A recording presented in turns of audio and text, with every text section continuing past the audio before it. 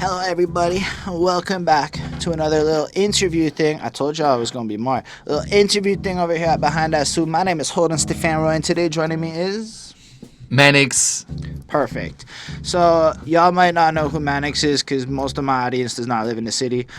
So why don't you let the little YouTube world out there know who you are, what you do a little bit, and introduce yourself to the internet like that. Okay, well, my name is Maniks, and I'm a Montreal artist. Definitely, I've been grinding now in the rap game. A couple years, been doing this thing now, and I just love trap music. I love rap music, R&B. This is a thing now that has taken over my life. It is incredible. It's incredible culture, incredible music. It's very challenging. There's many great things that are happening right now. I just dropped a video, Maniks, The World Is Ours. So you guys... It's totally going to be linked below. Plus, you could check his Spotify and whatnot. Awesome. That's great. And that's it, guys. And, it's you guys got to check it out for yourself and see what's going on. You know? No, honestly, just legitimately, he's got a very distinct sound. And I think that's what was most interesting about his music to me, was the fact that he's got a weird positive message in this kind of twisted kind of way, which I liked. Like, there's really blood coming out of his mouth in his freaking music video from, like, an artistic point of view, which catches your eye, right? Like, you're like, that's fucking weird. But it's cool weird. That's it. It's not, like, a bad thing. It's, like, artsy. No, that's it. And I should also mention that most people know me from the either graffiti or punk rock world. Where So let's just stop there. Yeah, that's it. So the man does the rap stuff. That's it. You do punk music. Well, that's it. I mean, first things first. Like I did hardcore street punk for a good portion of my life. Let's go back a little. That's the evolution. Is this the start? That's pretty much the start. How old are you when you jump into this stuff? So when I was about 14, 15, I started spiking my hair and I had my electric guitar and this kind of thing. And then I gradually started evolving with that music as well, because, it goes from like NoFX, Pennywise, Offspring to, more hardcore stuff. I was listening to Unseen, Casualties, and more hardcore street punk from New York and Boston and this kind of thing. And then, so that a lot of that music was preaching a lot of, and teaching, of course, a lot of community, about being about your community, about just great messages. I mean, just incredible messages about being yourself, wearing what you want to wear, doing what you want to do without hurting others, just being yourself to be free, Fair enough, man. Yeah, that was the biggest message that I think that music, be yourself to be free was probably the biggest message that music conveyed. Yeah. Were you singing? Yes, of course. I had my electric guitar and I sang, and then there was moments where I just had the microphone as well, and I would sing, and it was also amazing, and I loved it. And so basically, you would perform a whole bunch in Montreal or just all over. Exactly. So about 16 years old, my friends had this band called Disgruntled, and that was oi punk type of thing, and I played one of my first punk gigs was the X was about downtown. Okay. That kind of thing, and that's it. About it was a long time ago, and it was incredible. And So how long did you do the punk thing for? About until in my 30s. So I had the Death House I got in my 20s. Okay. We'll get to that for sure. In my 30s. So basically I did punk for basically until almost my 30s. And then what happened is, then I started things. I was on a tour with my bandmates, and things broke off.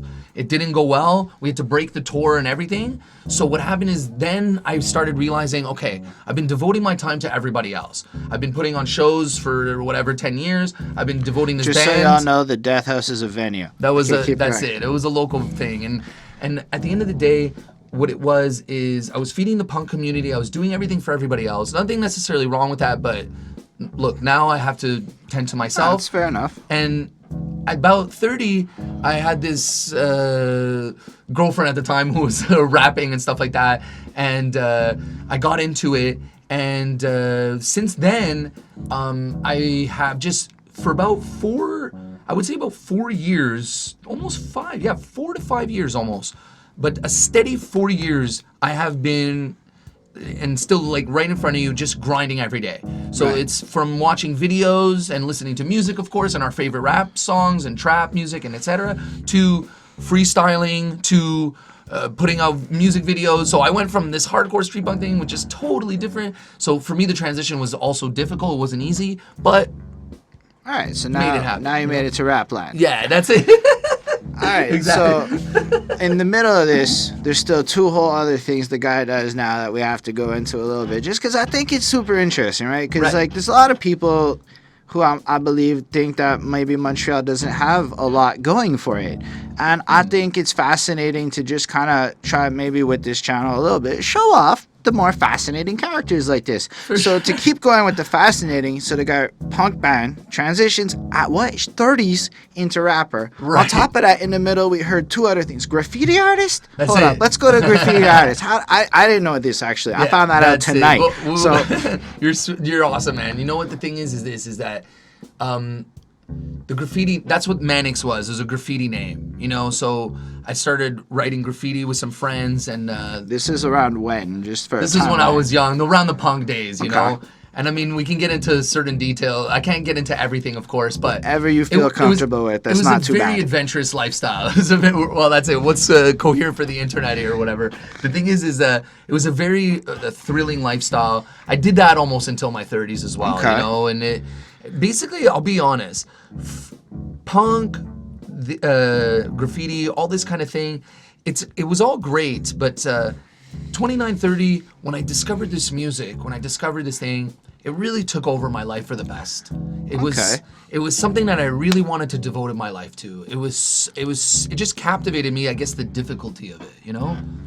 I can appreciate that. There's a lot more technical nuance to this than I think a lot of casual listeners may appreciate. Oh, of course, and I assume anybody who's judging it, please try to rap for yourself and see No. what it's like, The 'cause people it is watching, difficult. the people watching this channel, for the most part, know exactly what that's Okay, about. perfect.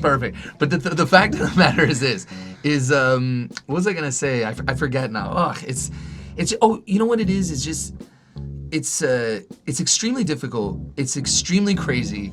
It is for sure one of the most difficult art forms I think exists in the world. I can spray paint portraits now because I've been practicing for a minute. It is not as difficult as that. Rap is very, very difficult. I would say it's much more difficult than spray painting portraits. It is the most difficult art form I think that's ever existed. And just to clarify that Montreal thing, just for people to know, Montreal is an old city, very old school, with an old school mob mentality from the 40s and 50s, where this was a huge harbor for speakeasies and crime when the prohibition was created. Right. Okay? So when people see Montreal and they see this weird mentality that everybody kind of fends for themselves, that's that mob mentality that you see. Now, Okay. Mom, the teacher, could have it. Dad, the I don't know who could have it. Anybody can have it. Like he's not even like But you see it it's- everywhere. they all have it. They all have it. So don't get too preoccupied, guys. We are gonna break that ice. We're gonna break that mold. And your boy's on it. Homie over here, he's on it. We all on it. We're gonna break that ice. All We're right. gonna break that mold. And you guys, we believe need to that. say one thing right now. We can say it. Everybody's got to stop taking it too seriously, because what happens is we all are passionate. I'm a Greek Italian. I can't tell you how passionate I am about everything I do. Like, I could be making spaghetti and I'm very passionate about it. But the fact of the matter is this: I'm very passionate about music. We're all passionate. We gotta have fun with this thing, and we gotta remember one thing: that You're right, though. Actually, everything will come to you when it's meant to come to you, and that you gotta trust. That you gotta All right. trust. I think that's what's up, and I lo- had to tell myself that too. I really love it because honestly, it's like that. I believe in this universal truth thing that's kind of popped into my head recently because Let's see. I started reading a lot of different types of books. Like some of it was history, some of it was self-help for CEOs, some of it was just hip hop. Yeah. And then all of it kind of said the same thing, and I was like, "What the fuck, man?" And then I started finding these little connections. All kind of stem into basically what you're saying. That's it. In a sense, don't take yourself too seriously and aim like in a more communal way of building, and basically it'll come to you For sure. in the way that if you give it out karmically, in a sense, it comes back, whether or not you believe in karma. I mean, people refer to it as God, and like, not to get too crazy for the channel right now, but I mean, God could be easily just represented as the conscious universe. It's something that is not human. It's something that's not a man or a woman. It's not a street boss. It's not somebody calling shots. It's just this conscious thing that is vibrating at a very high, element. And, it's about you connecting with that positivity. And we know that the lows are there and we know that the highs are there because we're all human. And the fact of the matter is this, I really believe it's about perspective. If you want to reach that happiness, it's the tree, It's rooted to hell, but it'll reach to heaven. But if it goes too high up, but it's not rooted so low, what's going to happen? It's going to topple over, correct? So it's all about balance at the end of the day. The lower that it goes, that's you. The lower that you're willing to go and check, I don't want to check there, but that's what it is.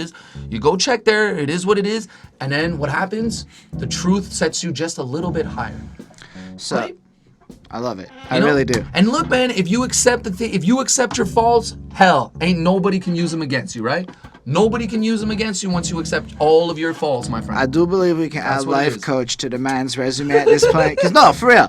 I know it sounds like some of the language was fun to listen to. I'm not going to lie. I enjoyed listening to that. We're talking real right now. We talking real However, I fundamentally agree with the principles the man is describing because I have come to find similar things in my own quest to humility and such in my life. Because humility, I think, sometimes it doesn't look humble, but it's humble, is what I'm trying to say. Right. But there is one more thing that the man brought up earlier in the conversation I really wanted to pivot back to just to fill out the interesting stuff he's done. And that was promoting, right? Because so artist in two separate genres entirely, plus art form flipping up to graffiti, and then dropping the more business-ended shit with promoting. That, to me, sounds like a rare thing these days.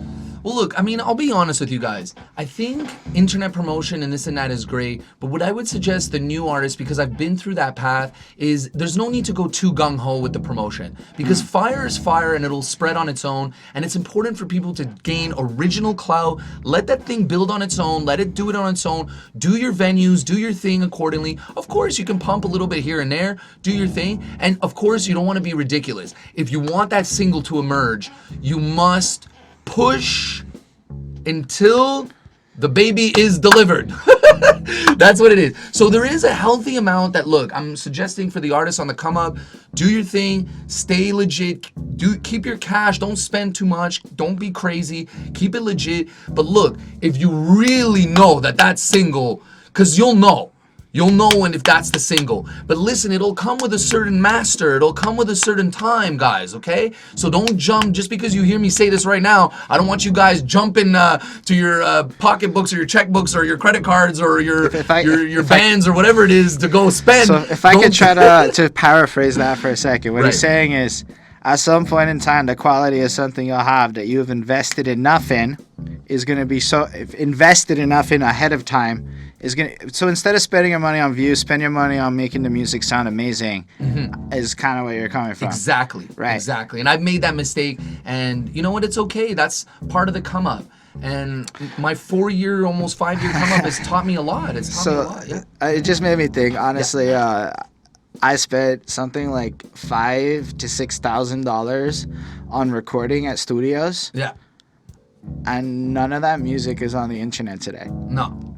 And that made me really realize how easy it is to go down a money sinkhole. This is younger me. It's not to me today. That's it. That's okay. That's okay. You know what? I'll be honest with you. It's normal to a certain degree to make these mistakes, okay? I agree. In the industry, this is what it is. We're on the come up, man. This is crazy. I mean, you'll hear from the greats like Bruce Springsteen and Nipsey in the rock world, or Nipsey Hussle in the rap world. These guys went on the come up. They went through every emotion.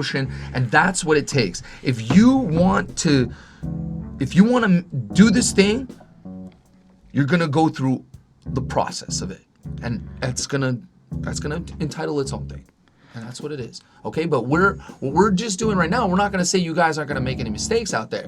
What we're saying is learn from the mistakes, like you said. Don't keep repeating them. That's it. But also, that's it, man. Just also realize the problem is this: we're seeing all the successful people. You're seeing Migos. You're seeing all that, and it's getting into your head. Of course, you're seeing these guys, and the trick is this: everything is a build-up. If you look at Drake's older videos, he doesn't have the same swag, of course, that he has now. It's not the same recordings. It's not the same masters, but he's the best guy to study in some senses. You're gonna see a guy who had to convince the street that he was on The rap game doesn't care. That's what people need to understand. To convince the street, it's its own science. Okay? So you went on Degrassi, you went on this. This guy had to convince them for his own reasons. And that's every individual that's out there. You guys, me, everybody, you're going to say something stupid, you're going to say something embarrassing, you're going to pay for it on your own time. So what I'm suggesting to everybody, stay positive because you're messing with that higher element. We can talk about Nicki right now, and she definitely fell off. I'm pretty sure as soon as she said something about Travis, she's too much on a high element. Oh, shit. I'm going to have to completely agree with you. When she said that about Queen Radio, oh my gosh. and it's important for all these artists to see that. Watch out your branding, okay? When you're on your social media and you're talking about your regular life, no one wants to hear about something boogers or diapers or something gross that's your regular life. You got to remember, separate your artist life from your regular life. And if they're both intertwined on your social media, be careful with that because that's part of your branding and that's going to make it look. Now, I'm not saying you have to be a hardcore gangster for everything, but what I'm trying to say is this, to a certain degree, your image is important. Okay, no, it's not so just to a certain degree. Don't be silly. Don't be silly. It's like absolutely imperative that your image is something you consider deeply. Right. But don't also take it too seriously. Right. You are a human being. Right. Have fun with it. A lot of those artists, the Tech people loved him because he would throw. When he says Tech, he means Tekashi 6ix9ine. That's it. And this guy, people loved him and hated him, of course, for different reasons. But he would throw his money in the air. He would throw 10K in the air because he was just being himself in some senses. Now, who knows? Maybe we would all do that if we had that kind of money. But this is what I'm trying to say. At the end of the day, you will need to be yourself, but just be aware. Yeah, I'm with that. Be aware that, look, if I post something like that's weird a bit, maybe that could. So look, obviously you don't want to lose yourself in all that, but this is what I'm just trying to say, okay? At the end of the day, look, it is a bit of a weird business. But it absolutely is. But this music, this is where I'm going with this, okay? And I will give out a couple of tips here and there, but look, the fact of the matter is this. It's on such a high pinnacle, this music. The element is so high, even God himself, it's called rap music. It's like a gift. The more you unravel it, the more beautiful it becomes. Those lyrics, those puns have deeper meanings and deeper things. So you get what I'm trying to say, buddy? And I appreciate what you're trying to say in regards to that significantly because you're on the channel where I publicly went on the journey of discovering literally everything you're talking about. This poor woman, Nicki, it's not even her fault. I think it's just her astrology. It's just it's the stars, you understand? She has a way of saying things and it comes off weird. So when she said that about Travis, she's probably at a higher element than she is and he is in some senses because that guy was he's still on his own come up, that guy. She literally had lyrics on the album that were die jealous people or whatever, and then basically the problem with her move was it was rooted in jealousy. Totally, because it was about merchandise or something silly like that. It's just, sales, the queen. Basically, she came number 2 for the first time in her career, and the reason Travis Scott got number 1 was because the album sales were linked to tickets to some tour that Kylie was on.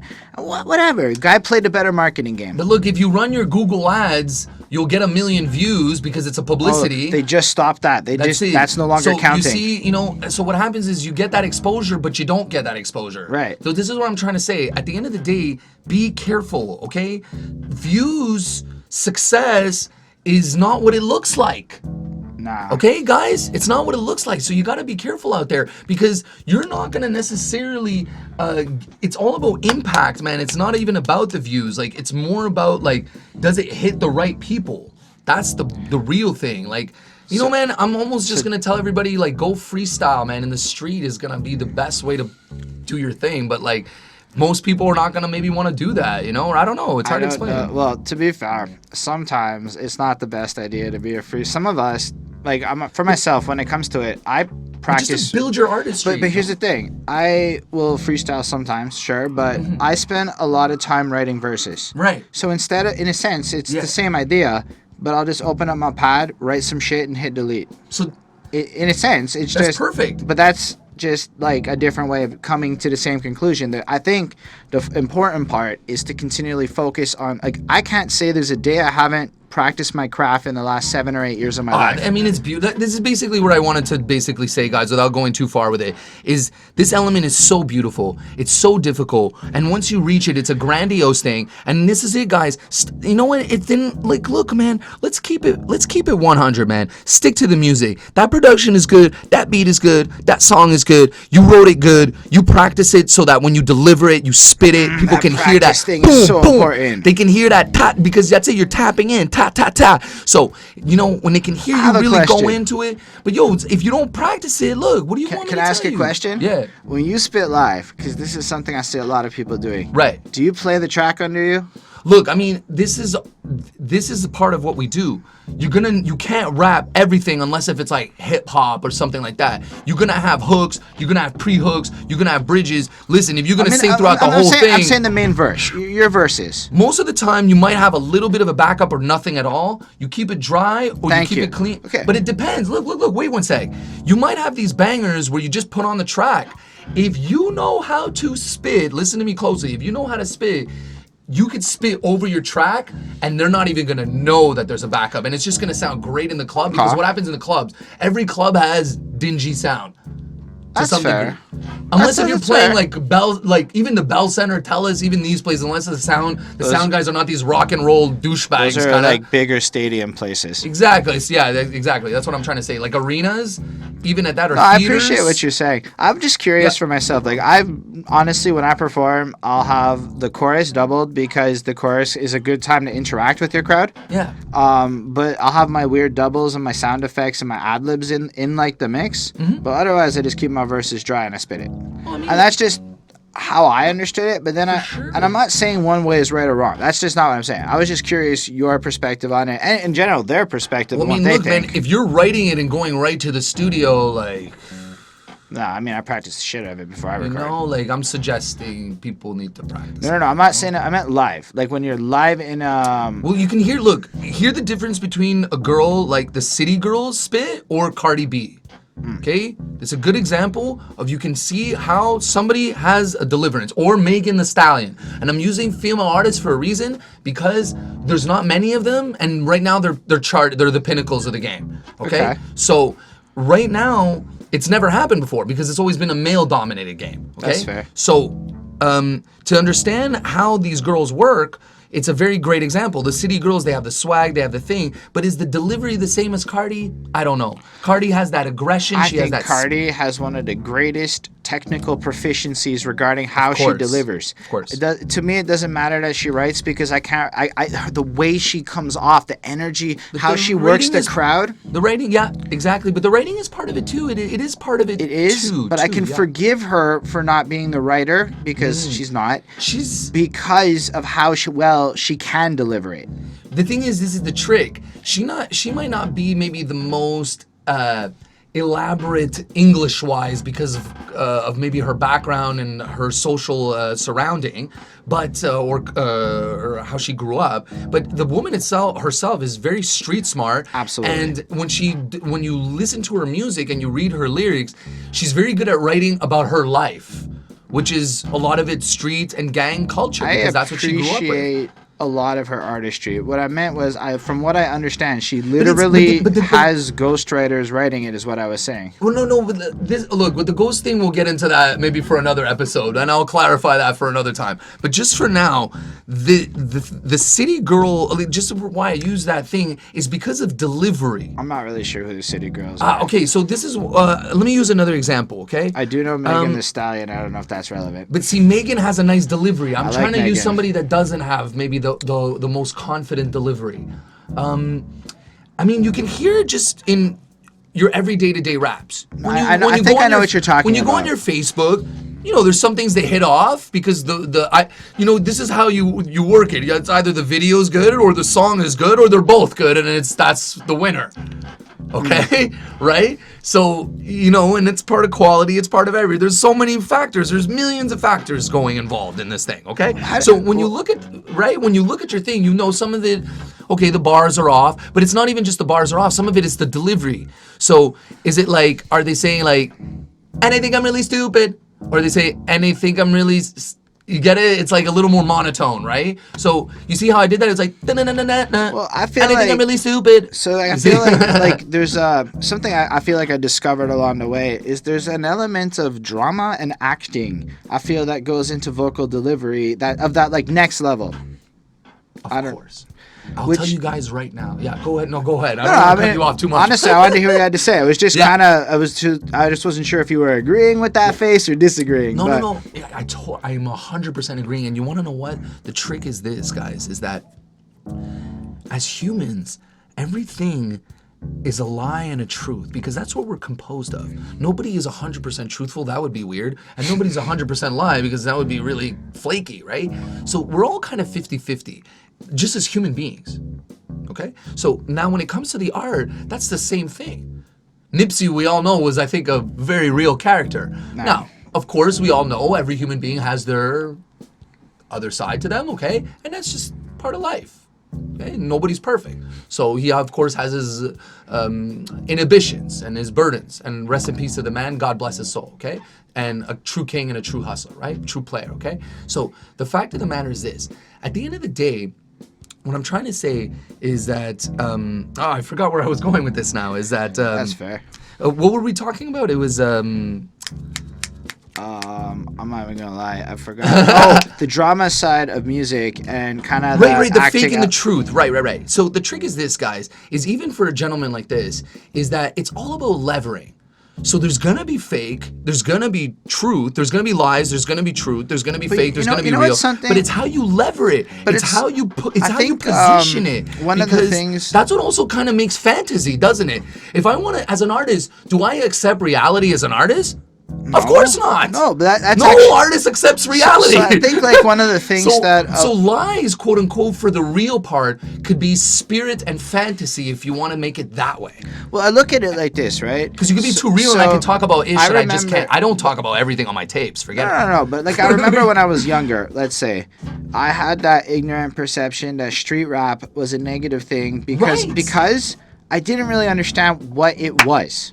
That's it. And then I started doing this podcast thing. And I think one of the biggest epiphanies I had was one of these dudes, 38 Spesh, or one of these Benny the Butcher type guys, where I realized that I'm reading these fucking books of like 48 Laws of Power and shit, and that these guys are telling stories where they almost take these core principles and share them through allegory. And I'm like, oh, that's just good poetry. And then when you realize that it's not different than an Iliad or any of these other great fantasy tales that hip-hop, man, have you heard Deltron 3030? Oh, no, I haven't.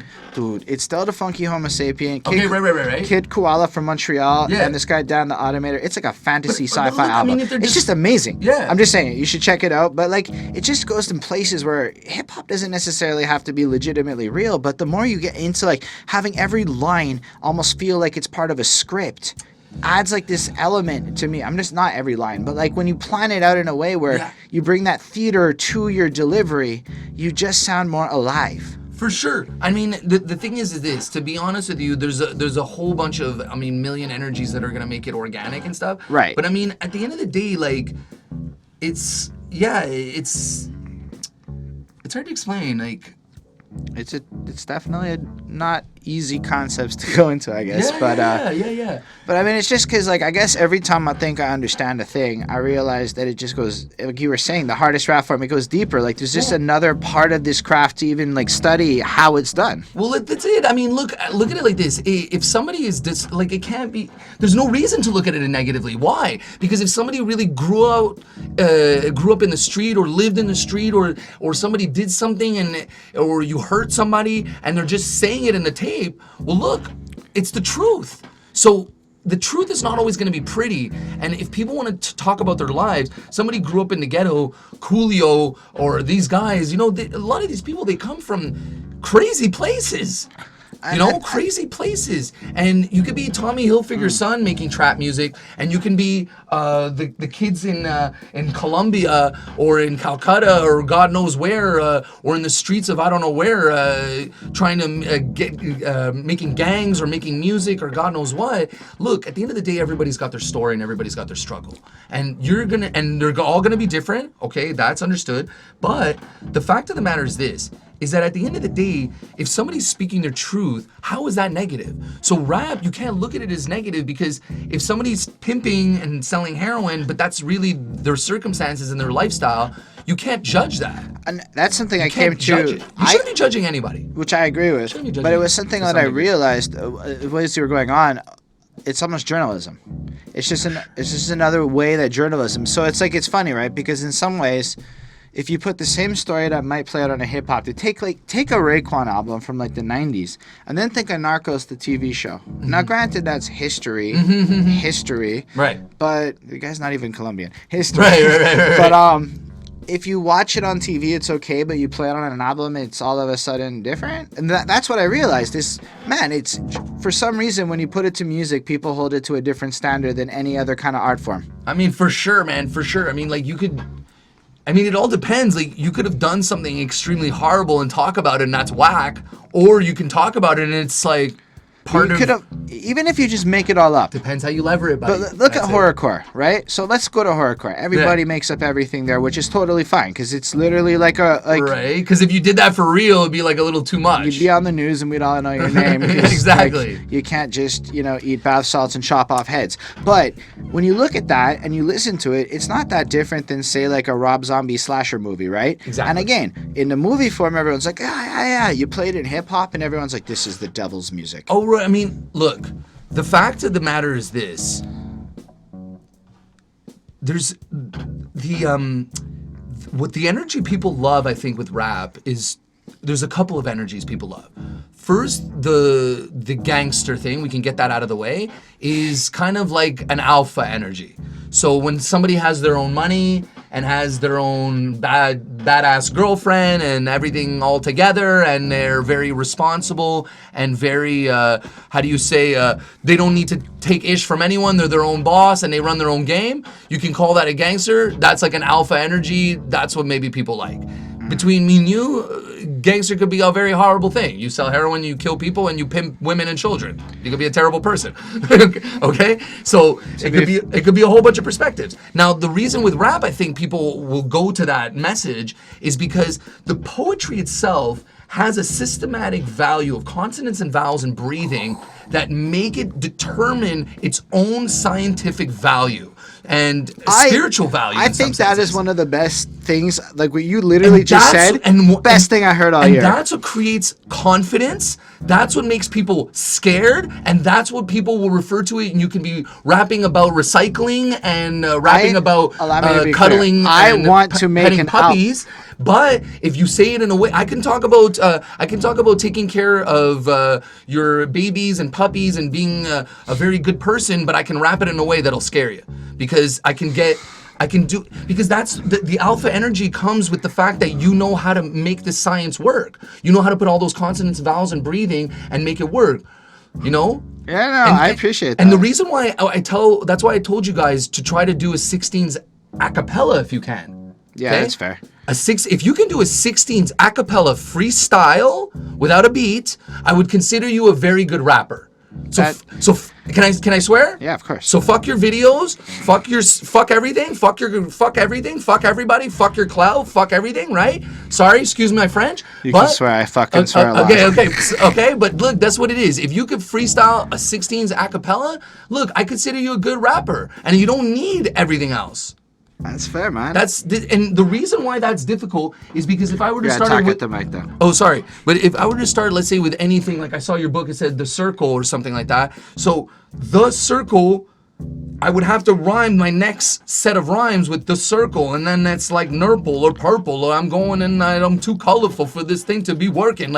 And so what happens is, at that point, I have to create my own rap with my own rap. And that's what the ultimate difficulty is. Well, and that's it. And that sums it all up for you. I feel like even if just on the practice front, because honestly, I always found freestyling to be a very challenging thing until I really, in a sense, let loose and had fun with it.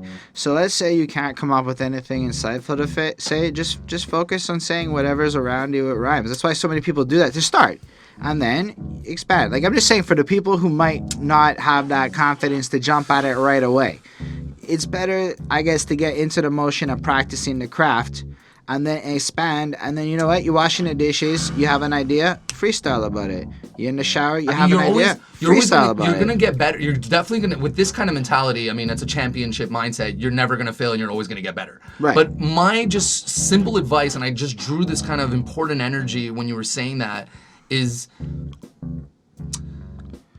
Sure, be careful what you say. I would say, of course, you can't say everything and anything, and there's certain things you shouldn't say, of course. But I will say this, just for everybody out there. Whatever you do, don't censor yourself. And if you wrote it, or you spit it, or whatever it is, stick to that tapestry. Because chances are you going back is going to mess it up. You're going to mess up the vibe. Also, it's just good to when you said it, you said it, and when you writing... Okay, unless the flow don't work, then the flow don't work. But let's face it, those main words that you put in, they're probably still gonna work. Yeah. Because all you needed is a little and then there you go, your whole verse works. Okay? Yes. I'll go with that. But even just on the concept, what I really like about that is I've had a few reviews on this channel that say that to this day, motherfuckers are calling me an asshole for it. Like, to this day, I woke up this morning being, and you know why? Because in 2017, I reviewed Bone Thugs and Harmony's East 99 Eternal album, and I dropped the ball. I was an arrogant asshole, and I was bad about it. So what did I do? I left it up because I said that shit, and that's part of my past. And you know what? Every day that I get that comment, it's a reminder that I have to try harder. It's a difficult game you're in, man, and I'll tell you why. Because you can't please everybody, first of all, and if you're too nice with everybody all the time, people aren't going to take you as a serious critic. So allow me to be clear. This was a not so much a matter of bad opinions. It was a matter of sheer ignorance. No, but look, that's the internet. I mean, look, you got guys that'll say anything on there. I mean, you don't want to worry about that. But this is what I'm trying to say. If you misrepresent who they are because you didn't do your due diligence, that's a different story as a reviewer. Because that's my job, right? Is to make sure I know a little bit of who you are before I talk about you. Yeah, but as a critic, you're an individual, and like you're not gonna like everything. How can we say that you're gonna like every single piece of music that's out there? That's crazy. So the problem wasn't the opinions on the music; it was the commentary on Bone Thugs' people. Oh, that's what it. Look, but listen. See, like that was. The thing is, you gotta understand one thing. But the fact that I can even now explain to you the difference between what I did wrong and right, just is to me like a lesson learned. And you know what? Not only is that a lesson learned, let's bring another one forward. Be careful with these friends that try to give their opinions on your music. Those, I believe, is in the almost the satanic vortex and the devil's tapestry, and I'll tell you why. Because these people, you take their opinions seriously, and what happens is if you take their opinion seriously, you will lose yourself in their opinion. So I'm going to tell you right now, these comments, of course, like that you can't avoid. That's just part of life. That you can't control. But to be fair, again, there's a difference between blah, blah, blah, and genuinely honest criticism that you should respond to. And these aren't friends. These are strangers on the internet. And let's remind everybody, that negativity is better publicity for you. Exactly. Because that one negative comment will bring maybe forward 2-3 positive comments. It didn't happen in that video. It was actually that bad. So no, but leave it up. No, that's not true. Leave it up. I'm sorry. I'm sorry. I'm saying that. Love. I got like 95 likes to 11 dislikes. I'm actually talking shit. You're right. You're absolutely fucking right. This is what I'm trying to say, because other human beings will look at that. You're right. Because you gotta understand one thing. People, when they hate, it's never really real. 99% of the time, people are self-projecting their own insecurities. So that you got to get ahead of you right now. They're not even talking about you. It has nothing to do with you at all. Nothing. They're just insecure with themselves a lot of the time. 2019 me reading these comments agrees with you entirely. And look, I want to be honest with you guys too. When I had a little underground venue that I ran for a minute, and I was running punk shows in the city too. And I did start a little thing, Street Bleed, where I released 3 volumes, and it was about a critique a little bit of live shows. So if you did miss the show, you could read my volume, and then you would see what happened. And of course, I would get into crazy details, like me drinking with my friends and doing all sorts of crazy things, and I would keep it very exciting. But of course, between the volumes, first volume is nice, but of course, second and third, look, you're not gonna make friends like that. This is the type of job you gotta understand. You're not gonna make all the friends in the world, but you're gonna make real friends. There's guys like me that are gonna come through that maybe don't have all the friends in the world either. But listen, I'm friends with myself, which is a big start. As far as all the contents I've made on this channel, I don't know how many people are going to click on this video, but I'm pretty convinced that anybody that clicks on this video and watches this shit will be thoroughly entertained by your energy, sir. It is I mean, as a person here, I am legitimately like entertained sitting in the room with you. I only believe in one, and if there is any religion I believe in, it's the hustle religion, brother. That's I it. respect I that. only believe in grinding, brother. I don't believe in anything else. I only believe to work and work and work and work and work and work and work, but don't kill yourself over it. I just wanted to say this: work and work and work and work and work.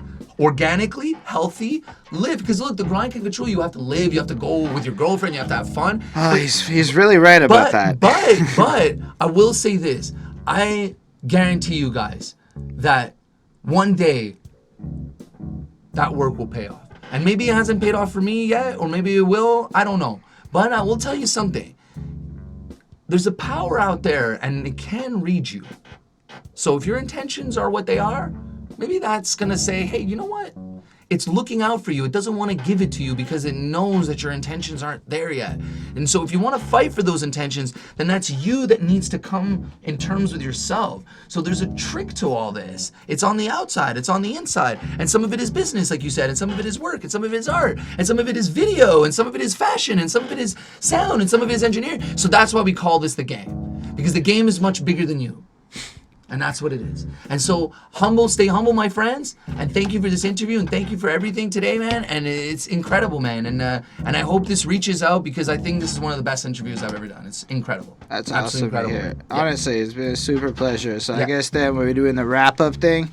I guess so, my G. I don't know. I think we talked about pretty much everything. We talked man. about a lot, but I certainly hope this is just the first of many times you come through, dude, because fuck, this was fun. And there's always a bunch of shit to talk about. I'd love to come through again, man. Before he goes, for any of y'all in Montreal watching this, the dude's got a show October 18th up. Right. Where is it? At La Vitrola. I've October been there. 18th. That's a nice venue. That's it. It's gonna be a local turn up, so that's why we called it the the drip drip. So the MTL drip drip turn up. That's what it is. La Vitrola, Friday, October 18th. I want to see everybody there. So I'm gonna link the Facebook event if you make sure Please to send do. that to me down Please below. do. Yeah. And yeah, you can, if you're local, for the few of you that are, you should come check it through, man. Because I saw some of the people there. I've seen some what they can bring to the table. There's gonna be talent at that thing. Is all I'm trying to say. I'll be down there. I'll be filming some shit. Look, we'll man, maybe have a little video after the fact. Hey, if we get it, if we get it going, we'll do more, and that's what it's gonna be. And you want to know what?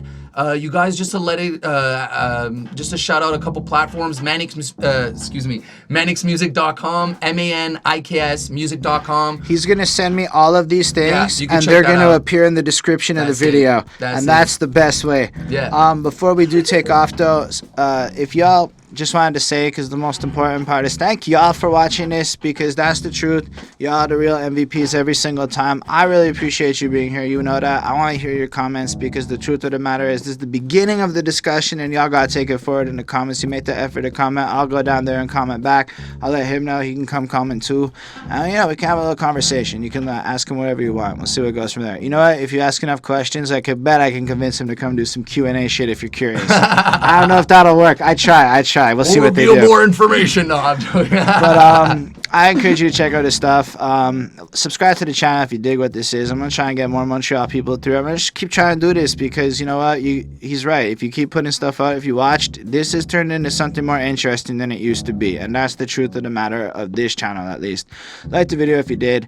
And before we go, special thanks to the patrons: Ismail Gadamsi, Chris Prado, Jonathan Barnes, DJ Black Hurricanes, Linda Williams, Coney Sparks. Y'all are awesome. Support what we do. Help us get a new camera. We're gonna be paying for our website soon. Also get to tell us what albums to review, because we do a lot of album reviews over here, or in one case a movie review recently. Anyway, you want to support what we do, help us upgrade, get better visage up in here. Y'all know what to do. Hit up the Patreon, make music over here. Check that down in the description of the video. And on that note, I think this is the end of the little part. It's been fun. Have a great night, everybody, or day, or whenever. Peace.